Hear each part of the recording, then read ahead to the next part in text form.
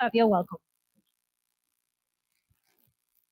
Thank you. Thank you, the organization, for the invitation to be part of this summit and for hearing a little bit about the satellite perspective. So, okay. The green? Okay. So, for those doesn't know, just a quick. Let's see. There you go. Quick overview on SES. Now we are one of the largest global satellite operator. Now we have a lot of broadcasters, of course. We have our friend from Globo here, one of the main customers in Brazil. But so it's over 1 billion people that receives TV. And I think here, again, I'm going to be talking like the incumbent people that use the 6 gigahertz today as an uplink and all the service they are there. There's some misconception sometimes that the frequency is going away. Now everybody talk about LEOs, KU, KA. C-band is still very important for the industry and for the country. So again, you see the numbers here. We're behind the distribution of TV, the video that arrives at home, HD, Ultra HD, many other types of enterprise, government, aeronautical, all kinds of, even 5G rollout, where like a country like Brazil, with many sites still need the satellite for the deployment of the 5G and 4G. Just a quick overview of the size of SES. These are the traditional satellites, the wide beam. These are the ones using the C-band. You see you have one of the largest fleet in the world, 50 satellites. And now we are, about 5 years ago, we already had the MEO, and now we're expanding the MEO with a new generation of satellites on the MEO orbit with Ka band. With that, we reached 99% of the global coverage. Now talk a little bit again, trying to emphasize the importance of this frequency band for the satellite industry. When you go to rain fade, that's been always a critical factor, particularly in Brazil. I'm talking here like now the deployment of satellite service in Brazil has 50 years ago started with C-band and still use C-band. Many of the regions have heavy rain. Here is Rio de Janeiro. You can imagine who've been in the north of Brazil. Now, Acre just has a major rainstorm. So it's really very important, the 3.7. Of course, this is our downlink frequency. 6 gigahertz is our uplink frequency, so it's all related to that. I took this from Anatel data room. We have 25 C-band on unplanned and another 4 C-band planned frequency. So this is a total of 29 satellites that use C-band over Brazil today. So and each satellite has at least 500 megahertz or even more, depending on the satellite.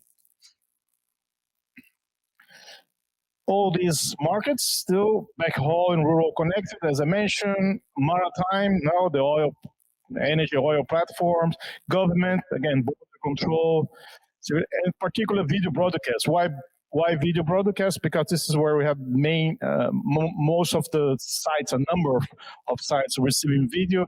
And again, it's the critical application, it's critical solution for this market.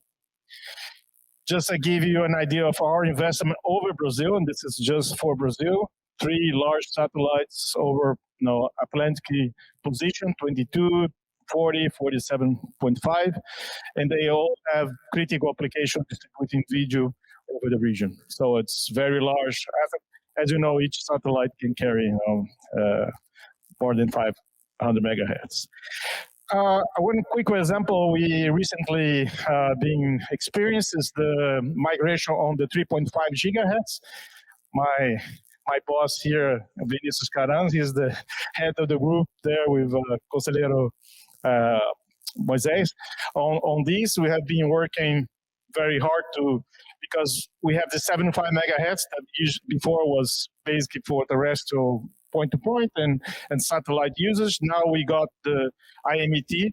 For instance, here it's interesting because they couldn't get the whole 100 megahertz, still 20 megahertz left. But anyway, regardless, we had to move everybody that was on the 75 megahertz to the 500 megahertz. And besides that, you will also have to take care of the interference, because IMT is this, I would say, it's like the neighbor would put you have your house, then your neighbor sell your house to a shopping mall. So you are under the shadow of that big mall now on the other side of the road. So this has been taken care with the auction. Anatel did great work allocating budget in the auction to allow the migration and mitigation. But the demand for C-band is still there. So I'm squeezing already in the 500 megahertz. If we need to squeeze more, maybe you can talk with FCC how they did in the West, but it's even more complicated than what we are doing right now. So we would need more play, more budget, and will affect the investment. And migration to any other frequency band definitely going to require a huge investment. That's very difficult to consider.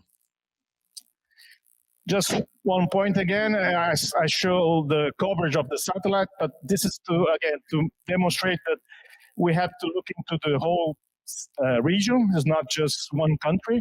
We cannot as much standard or harmonize the solution between all the countries is important, because we have many customers that have uplink in the US, on Mexico, or even Brazil, that goes downlink in the whole region. So if we start losing uplinks, or one country could generate interference in the system that affect the whole region, not just one country.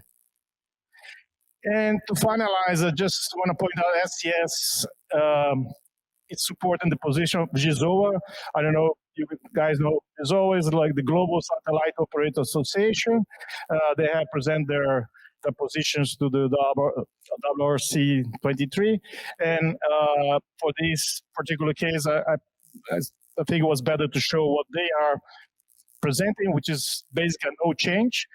By the way, I think Vinicius already mentioned that Brazil position is clear, and we have the Act 130601 and 2021. So this is the way. First, this is the way to go.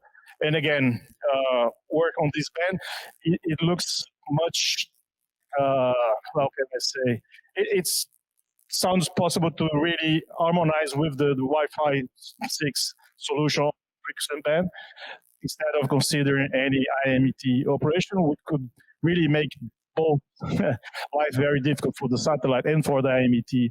Because remember, in this case, we are the uplink, so we're going to have to coordinate with them. Well, so that's what I had, and be open for questions. Again, thank you very much for having here, and I hope this was useful. Thank you.